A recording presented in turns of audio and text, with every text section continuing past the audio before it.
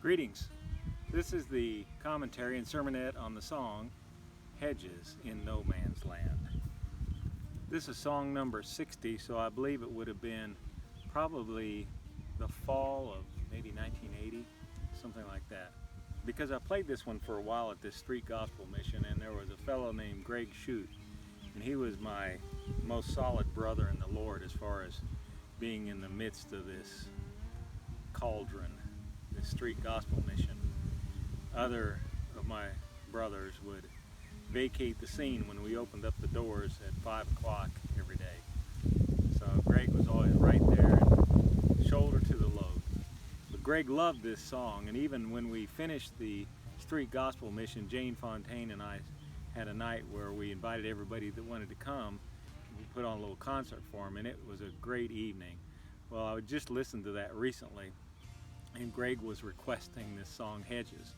But it's in open C, and I use a bottleneck, and with Jane that evening I was mainly in standard tuning, and I believe in open E, and so to be changing the tunings, I just couldn't do it that night. But Greg really liked this one because it's funny, when he'd watch me singing it, I guess it's so intense, he said that the vein on my neck would stick out, and he liked that.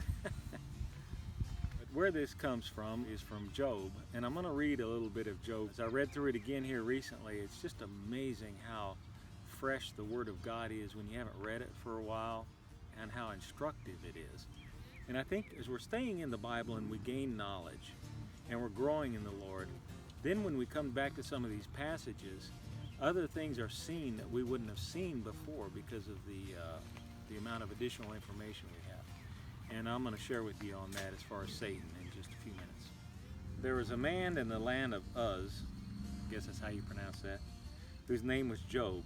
And that man was blameless, upright, fearing God, and turning away from evil. So 4 characteristics about him God gives. And 7 sons and 3 daughters were born to him. His possessions were also 7,000 sheep, 3,000 camels, 500 yoke of oxen, 500 female donkeys, and very many servants. And that man was the greatest of all the men of the East. So he evidently was just a very competent individual, obviously. Knew how to amass and retain wealth, etc. Well, his sons used to go and hold a feast in the house of each one in his day, or taking turns. And they would send and invite their 3 sisters to eat and drink with them. Now see, that's important because the sisters were looked at, I'll say, as equals, or at a high level. You know, they weren't put down. That's why that's added in there. And it came about when the days of feasting had completed their cycle that Job would send and consecrate them, rising up early in the morning and offering burnt offerings according to the number of them all. For Job had said, "Perhaps my sons have sinned and cursed God in their hearts." Thus Job did continually. So after each time they'd get together, Job would intercede for them. Now there was a day when the sons of God came to present themselves before the Lord. Satan, or the adversary, also came among them. So the angels is what it's talking about here. And the Lord said to Satan, "From where do you come?" Well, the Lord knew. Then Satan answered the Lord and said, "From roaming about on the earth and walking around on it." And the Lord said to Satan, "Have you considered my servant Job? For there is no one like him on earth, a blameless and upright man, fearing God and turning away from evil." Well, then Satan answered the Lord, "Does Job fear God for nothing? Hast thou not made a hedge about him and his house and all that he has?" So, a hedge about him, about his house, and about all he has. There's 3 hedges. Now I say there's 4. I'll tell you one in a minute. "Thou hast blessed the work of his hands, and his possessions have increased in the land. But put forth thy hand now and touch all he has, and he will surely curse thee to your face." For the Lord said to Satan, "Behold, all that he has is in your power. Only do not put forth your hand on him," so on his physical body. So Satan departed from the presence of the Lord. Now it happened on the day when his sons and his daughters were eating and drinking wine in their oldest brother's house, so the firstborn's house, which is important in that time. So Satan strikes. Then a messenger came to Job and said, the oxen were plowing and the donkeys feeding beside them, and the Sabeans attacked and took them. They also slew the servants with the edge of the sword, and I alone have escaped to tell you. So Satan had stirred up a group of people. They attacked, took all of these donkeys and oxen, killed a bunch of the servants, and Satan left one alive to come tell Job.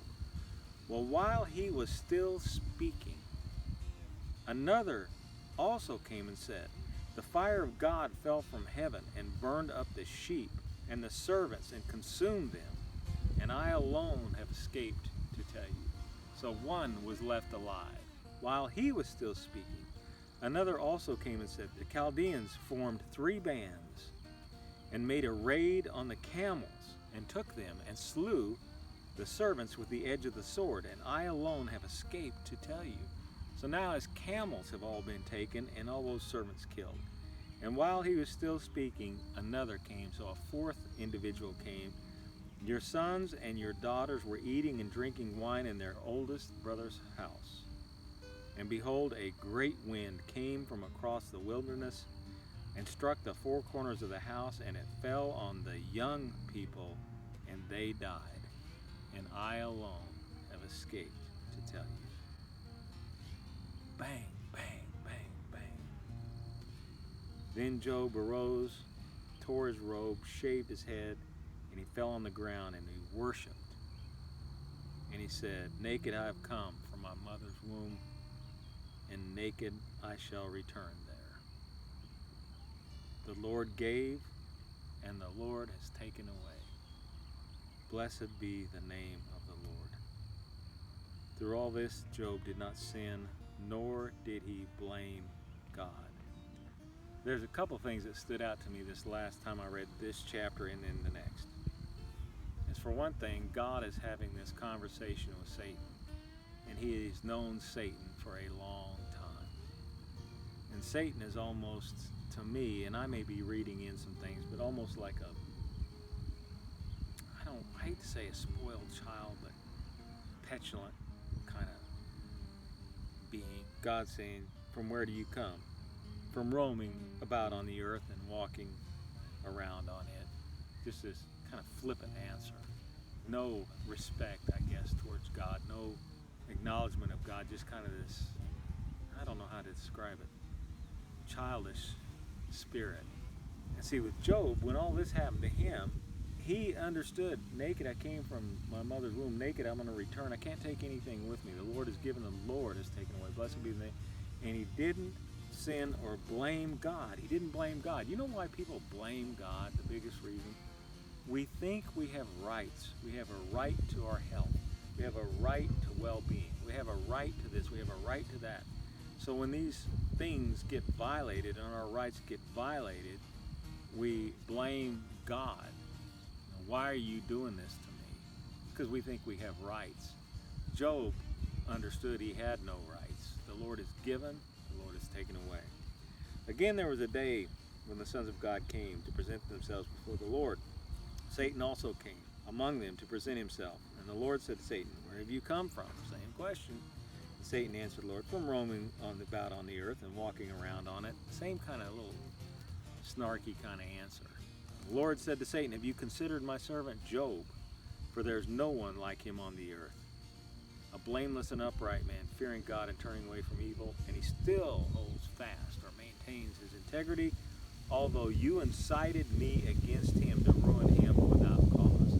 Now what's interesting about that, it was Satan that did it, but the Lord said, you incited me to ruin him without cause. So God is still behind this, even though he's not the agent of it. Well, Satan answered, said the Lord, skin for skin. Yes, all that a man has, he will give for his life. However, put forth thy hand now and touch his bone and his flesh, and he will curse thee to thy face. So the Lord said to Satan, behold, he is in your power, only spare his life. So there's the 4th hedge. There's a hedge around Job's possessions, a hedge around his children, a hedge around his physical body, and then there was a hedge around his very life. So God was allowing these hedges to drop, and Satan then Well, Satan went out from the presence of the Lord, smote Job with sore boils from the sole of his foot to the crown of his head. And Job takes a potsherd, a piece of broken pottery, to scrape himself while he's sitting among the ashes. And then his wife said to him, "Do you still hold fast your integrity? Curse God and die." But he said to her, "You speak as one of the foolish women speaks. Shall we indeed accept good from God and not accept adversity?" In all this, Job did not sin with his lips. Again, this is another thing I thought of this time when I read this. Is the thing about Job's wife, when you get married, you're considered one flesh. So I think that's one reason why she's on that most inner circle with him, because it's one flesh. Satan didn't attack her, but he probably knew what her mindset was, so he would want to use her, you might say, to try to get Job to sin, but he didn't. So here's the lyrics. When I start this song, I quote that there's 4 hedges. I said, I think this applies to us too. So that's the foundation of this song. Oh, I thank you. I do thank you for your impregnable hedges. Nobody can get through them unless you let them drop. Let me know and believe your preserving pledges, keeping me from disastrous ledges and from falling into unseen fatal crevices. And I think it's right there I say something like, I'm so wayward, I just walk right into all that stuff. So what are they? Disastrous ledges of motive and thought. Restraining hedges until I'm taught the way of wisdom to walk as I ought, in representing the King as a son who's been redeemed. Hallelujah. So what I'm doing, I'm saying there's another hedge I need. Not only these hedges about all these external, around me, and even my physical body and my very life, but I need you to have hedges to keep me from my own stupidity and to not allow it to bear its fruit. In other words, I need protective hedges from myself. So blessed be the Lord. This is out of Psalm 31. For he's made marvelous his loving kindness to me in a besieged city. Well, this whole life we're under attack. Now, if you have a lot of good times, great, ride with them. But boy, it's a besieged city. Paul said, fears within, threats without, or whatever. Trouble on all sides. And Jesus did say, in this world you'll have trouble, but be of good cheer, for I have overcome the world. In a world of no man's land, he's delivering me with an almighty hand. Yes. Now there's also unseen crevices of lies and deceit that come from other people. From those who devise traps to defeat me on the road that will make me complete, that leads me to my master's feet, trying to keep me from that front row seat where you can teach me how you beat this world and put it at my feet. Now I've shared this before. I was in this one class as Isaiah, and the guy that was teaching it was really a preacher, so he's preaching from the front of the classroom. And he's talking about Isaiah when he saw the Lord, how he fell before him. I'm a man of unclean lips, live among a people of unclean lips. And he said our churches need to worship like that, and everybody on the back row and etc. And I listened to all that, and I raised my hand and said, sir, I understand what you're saying, but 2 things. First of all, when God showed up, that was Isaiah's immediate response. Nobody had to try to make that happen. He didn't even try to make it happen. The second, if God's working in somebody, like when I first got saved, and even now, you could not keep me off the front row seat. So it isn't that you have to manipulate anybody. It's got to be God working in people, and that's what we need to pray for, that God would work in people where they want to, like Mary sat at Jesus' feet. Martha was distracted and busy about so many things, and the Lord rebuked her, but Martha had a lot of good qualities. She also, at the tomb of Lazarus, she made some very good statements of faith before the Lord. So Martha was not some derelict, but Mary was sitting at the feet of Jesus listening to him. I know when I first became a Christian, a lot of people, well-intentioned, started going, well, here's a book, and here's a book, and read this and read that, and who knows what all. I got home one night, and it was this struggle, because here's all these books everybody had given me. And then all of a sudden I realized, well, there's one book that I know Satan does not want me in. It's the Bible. So I don't know where all these other books have come from, but if they're all competing and I don't know what to read, I'm going to go straight to the Bible. Any of these other books are after I have been fed enough to where then I'll read this other stuff.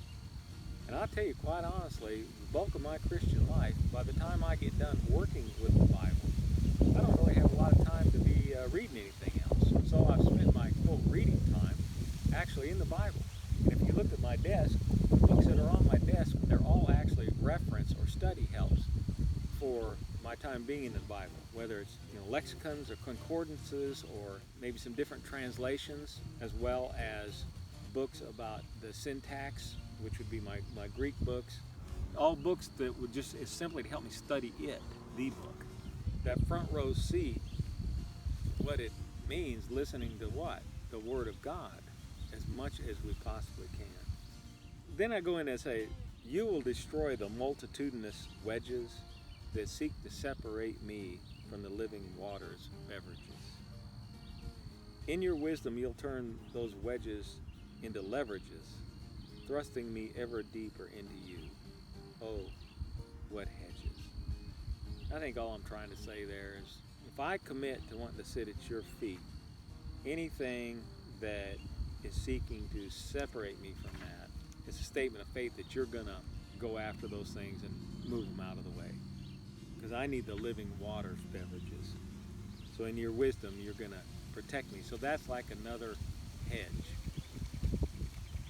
If you feel a little dry sometimes, you feel a little overwhelmed, my youngest daughter was telling me this week, there's so much she doesn't know and she's gotten a little discouraged. She's in a good, solid Bible-centered church, but she doesn't know a lot of the history, and they're in Isaiah right now, and she can't figure out the names and the people and what some of the arguments are as far as the nation of Israel and things like that. And I just told her, I said, look, humble yourself before God as best you know how, and ask Him to come down to your level and to teach you what you need to learn. And don't get discouraged about what all you don't know, but ask Him to teach you the base of the Christian faith. I said, I've asked Him that thousands of times because I know He wants to do that. And I've asked Him, don't let me get involved in things too high for me, like David said, but feed me with the food which is my portion. You're the teacher, I'm this pupil. I need you as the teacher to set forth the curriculum, you might say. Just keep digging and ask Him to give you the motivation to continue and not get discouraged. Now I'm turning to people outside of the Lord. The paths of all who forget God and the hope of the godless will perish. Their confidence is so fragile, they're trusting in spiders. They trust in their house, but it will not stand. They hold fast to it, but it can't endure. They might be lush under the sun, even spreading their shoots in the garden. They might even have their roots wrapped around a rock pile and have a house built of stones, but when they're removed from their place, yes, when they're dead and gone, their place will deny them or him, saying, I never saw you. Oh. And then I say that's one of the definitions of no man's land. It's a piece of land to which no one has a recognized title. No man, I don't care what you own, what you accumulate in this life, none of us have a recognized title to any of this. One day I was looking at this bookcase and all these things are on it, and I started thinking, one day this is all going to be burned up. We are indeed passing through, and the Lord owns all of this, and He's going to melt it all down and recreate a new heavens and a new earth. He's not asking anybody's permission. He's not asking anybody that thinks they're an owner, because this is no man's land. This is God's land. And then I say, oh, how great is your goodness, which thou hast stored up for those who fear thee, which thou hast wrought for those who take refuge in thee before the sons of men. See, we want to establish ourselves here and protect ourselves here and build the house out of stones and wrap our roots around a rock pile and just sink in and get settled, and many people do, and build their fortresses and walls to protect themselves or whatever all it is. And they can't stay here. And the place will say, I never saw you.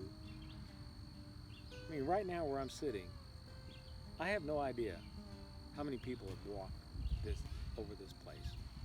But see, this place, when I came here and sat this chair down, it didn't acknowledge a single one of them.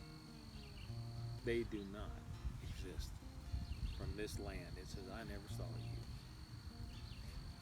But we want security, and so it's like, how great's your goodness, which you've stored up for those who fear thee, which thou hast wrought.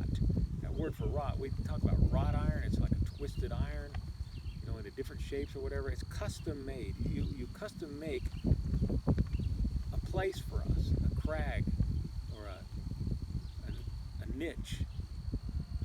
And you do that for those who take refuge in thee before the sons of men. Christianity is not to be hidden. We are not to be a candle that's under a bushel, but we are set up for people to see. So we take refuge in God before the sons of men, and not as hide them in the secret place of thy presence, for God will protect us. And then I go, blessed be the Lord. Again, for he's made marvelous his loving kindness to me in a besieged city. This world is under attack. Everything's degenerating. Everything breaking down. It's a besieged city, but you've made marvelous your loving kindness to me in a besieged city, and he has. In a world of no man's land, he's delivering me with an almighty hand. Yes. Oh, and I appreciate that. Yes, I do. I do appreciate that. And then I say there's a second definition for no man's land, and that was really the original no man's land that I was thinking of when I wrote this song. It's an area on a battlefield separating the combatants. And you can see a drawing I made for this song.